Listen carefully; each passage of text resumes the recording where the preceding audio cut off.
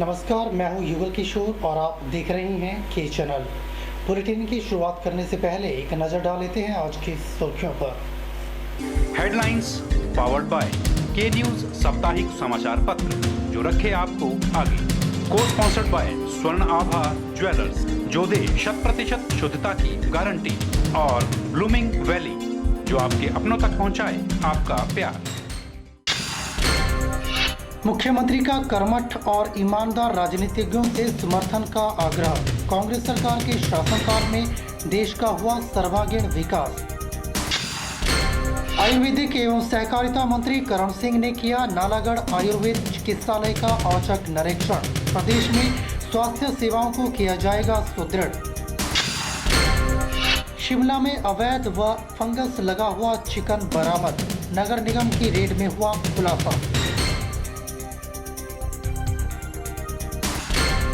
पहचान पत्र, कॉलेज में प्रवेश निषेध। कॉलेज में प्रवेश द्वार पर सिक्योरिटी गार्ड तैनात, कहा अशोक अवस्थी ने।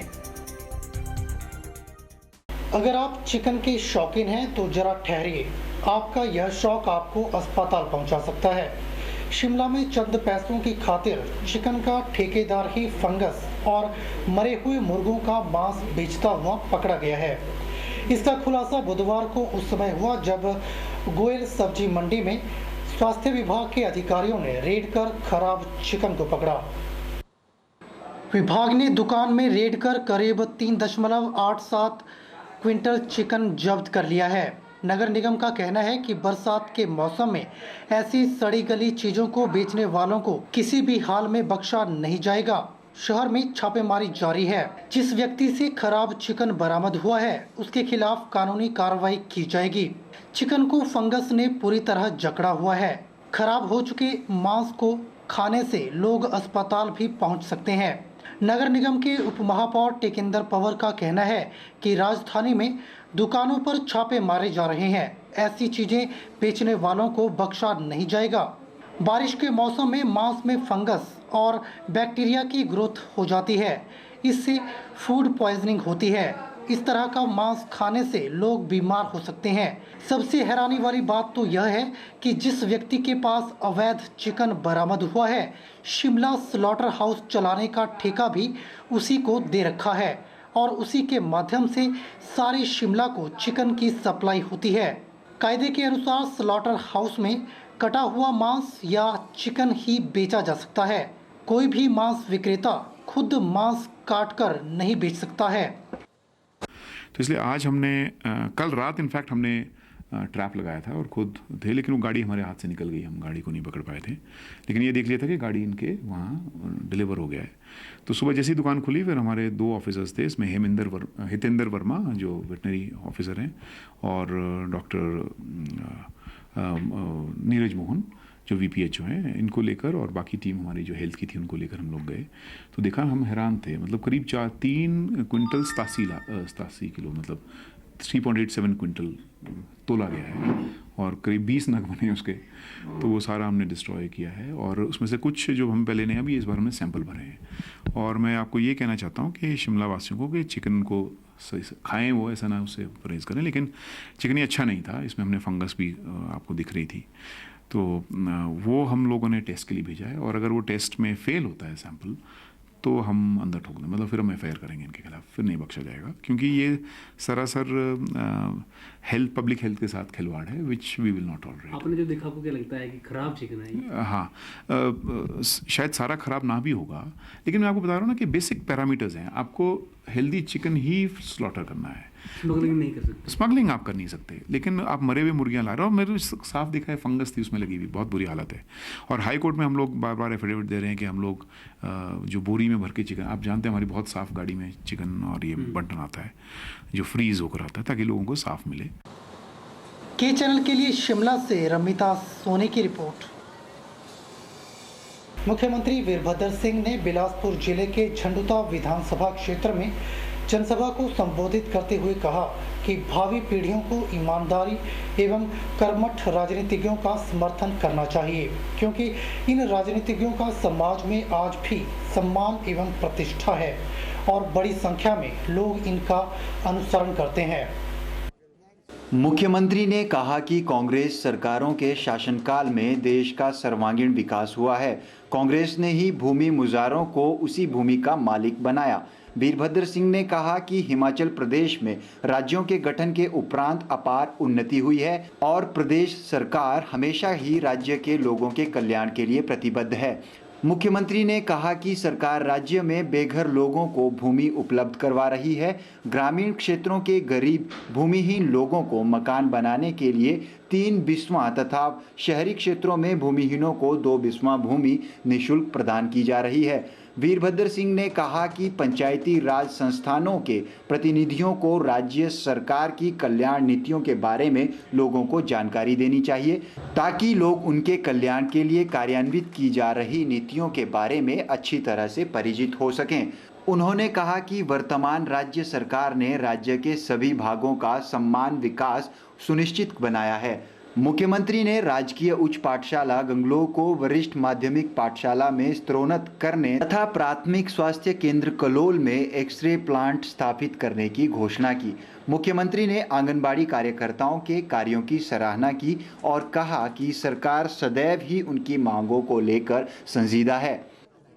मुझे बहुत खुशी है कि आज बेलूटा में आकर इस सभा में आप सबके दर्शन करने का सौभाग्य प्राप्त हुआ है और जो आज विकास के काम हुए हैं उसके लिए मैं यहाँ की जनता को बधाई देना चाहता हूँ।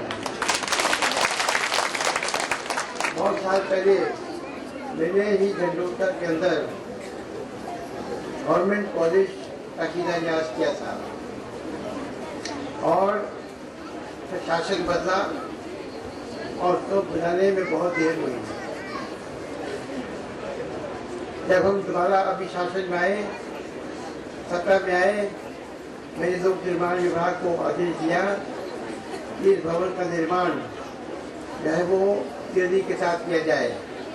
आज वो भवन बनकर तैयार हुआ है और मैं उसको यहाँ की जनता को समर्पित करता हूँ। इस भवन के नक्शे में एक कमी रही, एक बहुत जहाँ तक क्लासरूम्स हैं बहुत अच्छे बने हैं मगर साइंस ब्लॉक नहीं बना है। वो पता नहीं उस नक्शा कहाँ छूट गया। इसलिए मैंने आदेश दिया है कि फौरन इस कॉलेज के अंदर या विज्ञान कक्ष साइंस ब्लॉक का निर्माण भी किया जाए। उन्होंने कहा कि वे कोटधार में पहले भी आए हैं और क्षेत्र का पैदल दौरा किया था, लेकिन आज ये देखकर संतुष्टि हुई है कि ये क्षेत्र बेहतर सड़क नेटवर्क से जुड़ा हुआ है। के चैनल के लिए बिलासपुर से रमिता सोनी की रिपोर्ट। आयुर्वेदिक एवं सहकारिता मंत्री करण सिंह ने कहा कि नालागढ़ आयुर्वेदिक अस्पताल का विस्तारीकरण किया जाएगा और स्टाफ की कमी को दूर कर चिकित्सकों की 2 की जगह 4 पद सृजित किए जाएंगे, जिनमें विशेषज्ञ चिकित्सक होंगे ताकि औद्योगिक क्षेत्र बीबीएन में आयुर्वेदिक स्वास्थ्य सेवाओं को सशक्त किया जाए। आयुर्वेदिक एवं सहकारिता मंत्री करण सिंह पहली बार बीबीएन के औचक दौरे पर पहुंचे, जहां उन्होंने बद्दी के एक उद्योग का निरीक्षण किया। वहीं नालागढ़ आयुर्वेद चिकित्सालय में स्वास्थ्य सुविधाओं का जायजा लिया। उन्होंने नालागढ़ आयुर्वेद चिकित्सालय में उपचाराधीन मरीजों का कुशलक्षेम पूछ फल वितरित किए।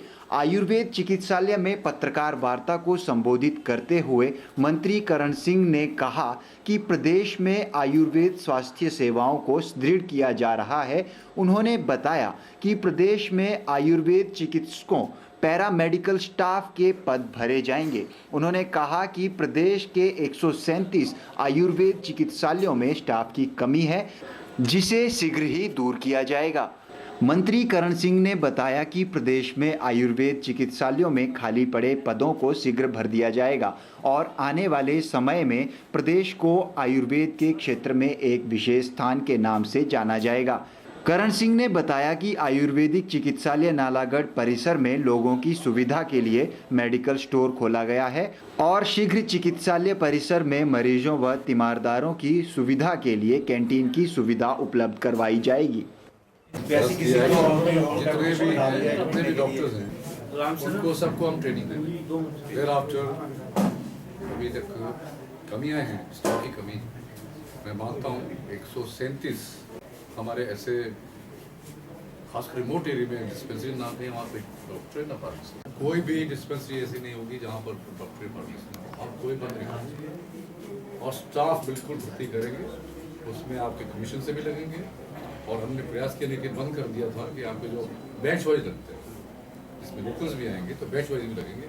इस स्टाफ की कमी जो है इसको हम बिल्कुल जल्दी, और जैसे सबसे पहले परिक्रमा की बात है, स्टाफ और जरूरी, लेकिन हमने शुरुआत कर दी हर जगह कि लोगों को ये फैसिलिटी मिले, लोगों को जानकारी हो। इस अवसर पर उनके साथ श्रमिक कल्याण बोर्ड के chairman Hardeep Baba, doctor TV Azad, doctor Rajendra Thakur, doctor Mukesh Garg, doctor Jyoti, Poonam, Raman, Devraj Sharma सहित अन्य लोग उपस्थित रहे। के चैनल के लिए नालागढ़ से नंदलाल की रिपोर्ट। बुलेटिन में दोबारा से वक्त हो चला है एक छोटे से ब्रेक का।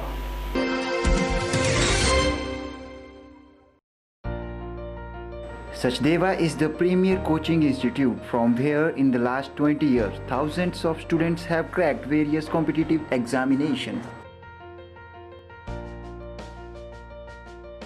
Prabhu Dayal Memorial Polytechnic, a unit of Sachdeva College, Mandi, first polytechnic in Mandi town. Admission starts now with 100% result and placement in civil engineering, electrical engineering, computer science engineering. Hostel facility available for boys and girls. We provide highly qualified faculty, refined study material, special fee, scholarship for SC/ST students, engineering workshop for first year. Prabhu Dayal Memorial Polytechnic at Bijni Town, Mandi, Himachal Pradesh. सभी माता पिता, अभिभावकों व संबंधित प्राथमिक पाठशाला के मुख्याध्यापकों को सूचित किया जाता है कि जिनके पुत्र व पुत्री अथवा छात्र व छात्रा जो कि वर्ष 2016-17 जिला मंडी में किसी भी सरकारी या मान्यता प्राप्त गैर सरकारी स्कूल में कक्षा 5वीं में पढ़ रहे हैं, वे जवाहर नवोदय विद्यालय चयन परीक्षा 2017 छठी कक्षा के लिए आवेदन कर सकते हैं।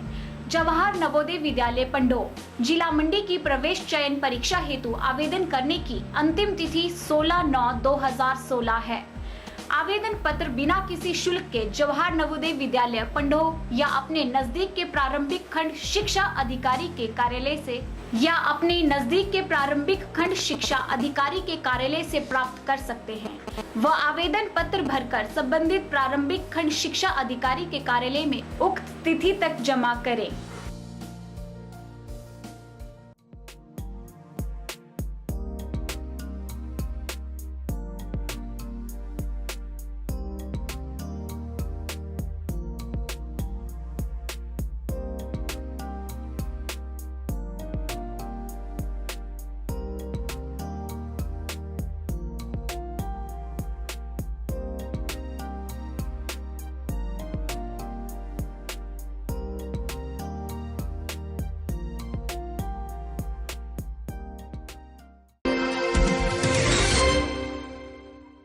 हमीरपुर जिला के भोरंज ब्लॉक के राजकीय वरिष्ठ माध्यमिक स्कूल की अवैध कब्जों की निशानदेही मंगलवार को होना तय हुई थी, पर बारिश के कारण निशानदेही नहीं हो पाई। अवैध कब्जे पर व्यापारी अपनी दुकानें चला रहे हैं और कई वर्षों से अवैध कब्जा किए हुए हैं।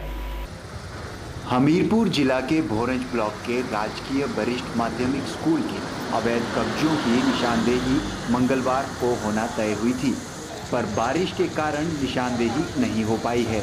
वहां के स्थानीय लोगों ने प्रशासन से मांग उठाई है कि स्कूल में जितनी भी भूमि है जिस पर वहां के कुछ स्थानीय लोगों ने अपनी दुकानें बनाई हैं उसकी जांच हो और जिससे स्कूल का हक स्कूल को मिल सके।